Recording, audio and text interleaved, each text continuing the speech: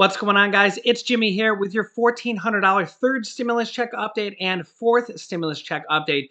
Big news actually on the third stimulus check on what is coming tomorrow, and big news on the fourth stimulus check package as the Democrats are already considering how to pass it. They're already gearing up on how to pass the next stimulus package, which is called the infrastructure package or the Build Back Better package, and will have multiple different provisions in there for stimulus in the near future. We're going to jump right in. If you're new to the channel, make sure to subscribe down below so you don't miss out on updates on the third stimulus check, the fourth stimulus check package coming out in the near future. We also cover the $200 per month Social Security increase, the $10,000 of student loan forgiveness, both of which President Biden wants, as well as the $15,000 home buyer credit and all sorts of things, unemployment, the COBRA subsidies that come from the package, mortgage assistance, rental assistance, and more. Don't forget to hit the like button, and let's jump right in.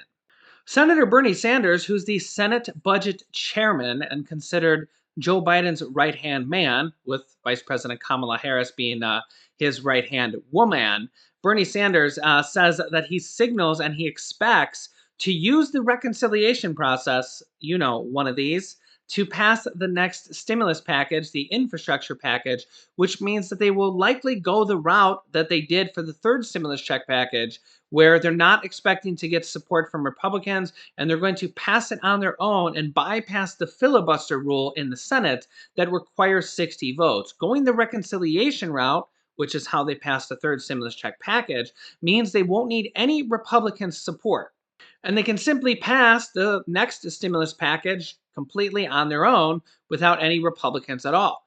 This is probably good news for stimulus and stimulus checks and stimulus provisions in there, well, because not to be politically incorrect, but the Republicans have been pretty stingy lately when it comes to stimulus, as not a single Republican in the House or the Senate voted yes on the third stimulus check package. So if they go the route of reconciliation for the next package as well, they can use this apparently up to 9 times in the next couple years. So there's plenty of tries or plenty of cards left to go around. That's good news for stimulus because they could basically include another stimulus checks or even the multiple monthly stimulus checks in this next package. As you can see here, there's dozens of Democratic lawmakers telling Biden that monthly reoccurring stimulus checks should go out until the coronavirus crisis is over, and that monthly stimulus checks should be in the next stimulus package, the Build Back Better package or the infrastructure package. That even though they're focusing on infrastructure and building roads and building jobs, there is going to be multiple stimulus provisions in there. And we already have dozens of lawmakers saying that monthly stimulus checks should be included in there. We also could see the $200 per month Social Security increase. We could see the $10,000 of student loan forgiveness, although Senate Majority Leader Chuck Schumer says that Biden can simply do that through an executive order, although Biden has hinted in the past that he would prefer to do this through a package or through a standalone bill, but, well, then we have the problem of Republicans not wanting to vote for anything that has Biden's name on it, at least at this point. I expect that to change in the future. The question is how close in the future.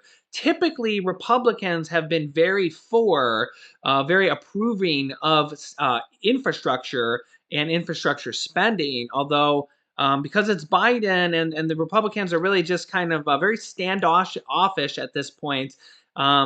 There's a very possibility that the Republicans won't vote yes on anything that comes from the Democratic side for a while. So, and Chuck Schumer, the Senate Majority Leader, says that's okay. We'll literally just pass bills without you. So either come on board or we're just going to pass it without you, and you won't even get any credit for us passing all these bills and sending out help to the American people. The other thing that we're getting a lot of news on right now is the filibuster, getting rid of it. Remember, the filibuster is the rule in the Senate that requires 60 votes to pass any bill, whether it's a Republican Senate, a Democratic Senate, a tie Senate, anything like that.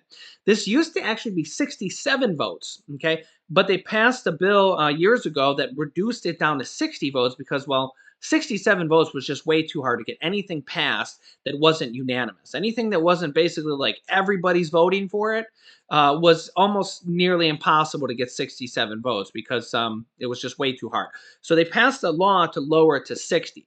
Democrats are now considering doing this again and passing it down to just a simple majority, so 50 to 51 votes, which at the current moment Democrats can do and pass bills on their all on their own. If we go back just a few months ago, when the Republicans had control of the Senate, they could have been able to pass anything they wanted on their own in the Senate with a simple just 50 to 51 votes. This would be for everything going forward. So although the Democrats have control now, this would change the face of the Senate going forward for years and years and likely forever.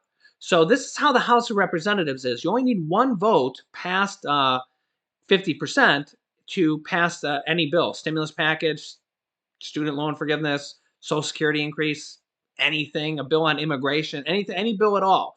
Okay, and that's what happened in the House. We literally passed the third stimulus check package by 3 votes in the House. They only could have had 4 people vote no at all. If they had the 60% rule in the House, we wouldn't have had a third stimulus check package. So the Democrats are considering getting rid of it in the Senate as well, and they can do this. And while Senate Minority Leader now, Mitch McConnell, is completely just losing his mind over the thought of this happening. Listen in. There's an ironic element to this whole conversation. Some Democratic senators seem to imagine this would be a tidy trade-off. If they could just break the rules on a razor-thin majority, sure, it might damage the institution, but then nothing would stand between them and their entire agenda, a new era of fast-track policymaking. But, Mr. President, anyone who really knows the Senate knows that's not what would happen. So let me say this very clearly for all 99 of my colleagues. Nobody serving in this chamber can even begin to imagine what a completely scorched earth Senate would look like. None of us have served 1 minute in a Senate that was completely drained of comedy and consent. This is an institution that requires unanimous consent to turn the lights on before noon, to proceed with a garden variety floor speech, to dispense with the reading of lengthy legislative text, to schedule committee business, to move even non-controversial nominees at anything besides a snail's pace. So, Mr. President, I want our colleagues to imagine a world where every single task, every one of them, requires a physical quorum,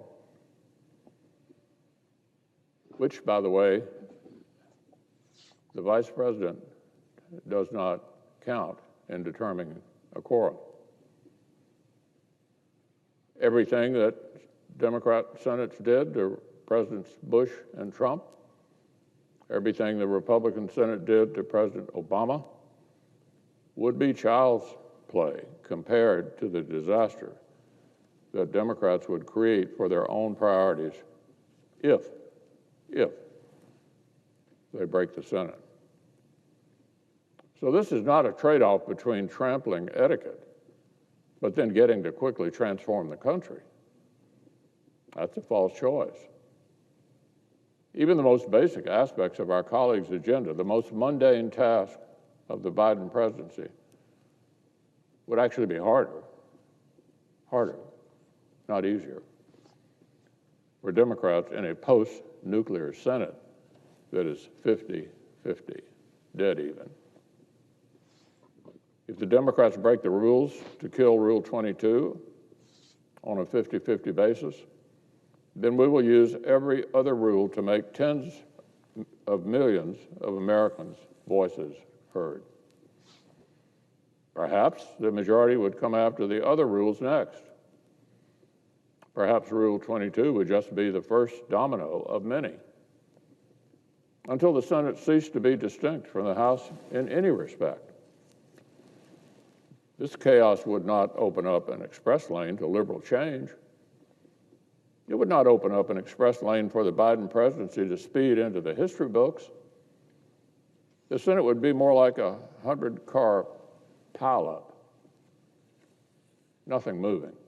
So now Senate Minority Leader Mitch McConnell says it would be a complete disaster if this happens. He actually goes on to talk about how that majorities are a temporary thing, and that in the future, the Republicans, in less than 2 years, when the Senate goes up for reelection and so does the House, if the Republicans win one seat, then they would take control of the Senate and be able to pass things on their own with a simple majority. And well, what's good for the goose is good for the gander. But if the Democrats are able to get rid of the filibuster, it would be a complete game changer.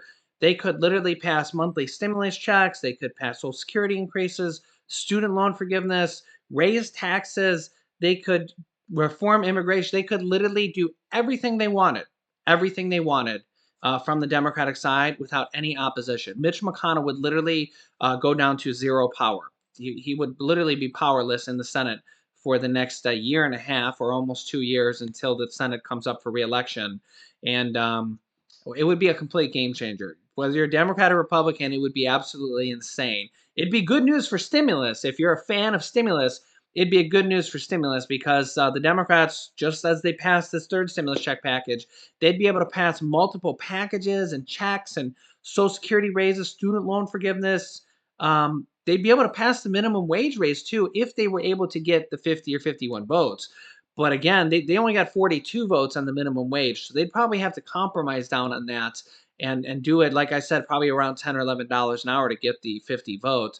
But man, things would just completely change. Every bill would basically become a budget reconciliation bill without the rules. So without the budgetary reconciliation rules and the extra processes and the delays, every bill would be like, hey, let's just vote. Boom, we got 50 votes passed. All right, let's vote. 50 votes passed. Vote, 50 votes pass. I mean, it would be insane. But as Senator Bernie Sanders says, that history shows that if the Democrats don't put up or shut up and the American people don't approve of what they have done with their majority, then in less than 2 years, when the House comes up for reelection with their razor thin margin, they have 10-seat lead in the Democrats, which means if they lose 5 seats, it would be a tie. If they lose only 6 seats, the Republicans could take control of the House. And if they could literally, the Republicans could take control of the Senate with simply one seat. One seat. That's how close things are. And then the Republicans could have control of the House and the Senate. So the next election is going to be absolutely crazy if they, especially if they get rid of this filibuster. It's a game changer. Let me know your thoughts. Do you want them to get rid of the filibuster? Do you think it's a good thing it's in place, that you need some bipartisanship? Let me know your thoughts down below in the comments, because if they get rid of it, it would be a complete game changer for all upcoming stimulus packages and really for every bill for that matter. Tens of millions of Americans are expected to receive their stimulus check tomorrow morning on March 17th, which is St. Patrick's Day. Happy St. Patrick's Day, by the way. You could be watching this in the morning, so it could already be St. Patrick's Day. Let me know if you have your green drinks and if you got your green shirt. I'll have to see if I can find a green shirt. But yeah, let me know if you got your stimulus check already. If you're watching this in the morning, you could literally already have your stimulus check direct deposited into your bank account and already be cleared. Tens of millions of people are expected to not only have their money cleared, but also the IRS is expected to send out tens of millions of new payments. The other thing I want to tell you is that some people that have their PayPal cards and other kind of cards tied to maybe their accounts or their TurboTax account, some people have been seeing their stimulus check on like their PayPal card or their other cards. I don't know what other cards you might be using, but I've seen some comments from some people saying that. So if you have another like debit card tied to your account, make sure to check the balance on those because it could be in there. Let me know if your stimulus check is still pending or if it has now gone through. It's also expected that people on Social Security, SSI, SSDI could receive their stimulus check of $1,400 tomorrow as well. And this would include the people on the Direct Express card that basically have a Direct Express card that we're expecting to possibly see that deposited tomorrow. And if this happens, this will literally be tens of millions of Americans that could get their $1,400 stimulus check as early as tomorrow or today if you're watching this. We'll have to see if it ends up pending for these people or not. And well, it'll be interesting. The IRS actually came out and said that they agree to protect some stimulus checks from debt reductions or garnishments. Those who claimed a recovery rebate credit, a stimulus check, would see it factored into their overall tax returns, including liabilities. The IRS has agreed not to seize some American stimulus checks to offset outstanding federal tax debts, according to an agency watchdog. The issue is a change that Congress made in late December affecting how people with unpaid government debt would be treated if they claim the first two stimulus payments, $1,200 and $600, on their tax return, on their 2020 tax return, rather than receiving a stimulus check like most Americans. Those who claim their stimulus checks on their tax returns would see it factored into their overall tax return, including liabilities. So basically, if you owed money and you had to claim the $600 or the $1,200 on your tax return, the IRS is saying now that they won't claim that as a debt owed and they will still give that to you. That means, for instance, if you received a credit for $600 stimulus checks, but you owed $500, you would only receive a payment of $100. But the IRS, as we go back here, has agreed to not seize some Americans' stimulus checks to offset outstanding federal tax debt, according to an agency watchdog. Now, as we said before, the $1,400 stimulus checks can be seized by private debt collectors for unpaid debts. As you can see here, still, the decision will not shield individuals from other debts, including unpaid state taxes or overpayments of certain federal benefits. Collins also noted that some Americans may already have filed their tax returns and seen their payment diminished before the new policy took effect. Quote, for taxpayers who have already had their stimulus checks offset to repay federal tax debts, we will work with the IRS to try to identify a way to make them whole. They're also urging the IRS to change the rules for debt deductions for the 2022 tax season, basically for 2021's tax returns, as Congress did not change the December policy when it approved the President Biden's 1.9 third stimulus check package last week. Under the law, certain Americans are eligible to receive up to $1,400 in stimulus payments, the largest yet.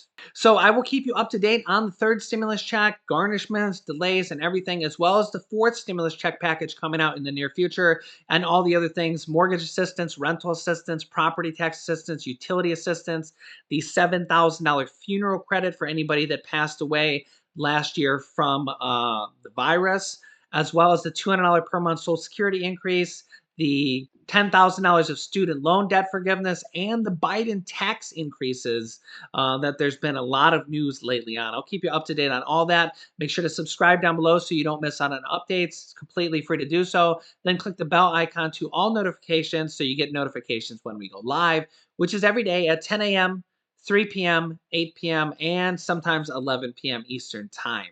You can click this top video here to watch my newest stimulus check video next. And this video teaches you how to start your own business selling products on Amazon FBA. I have dozens of students that have replaced their 9-to-5 income selling products on Amazon. And me and my wife, we sell products on Amazon and we teach people how to do that. So click on one of those videos next. Thanks, guys, and I will see you in the next video.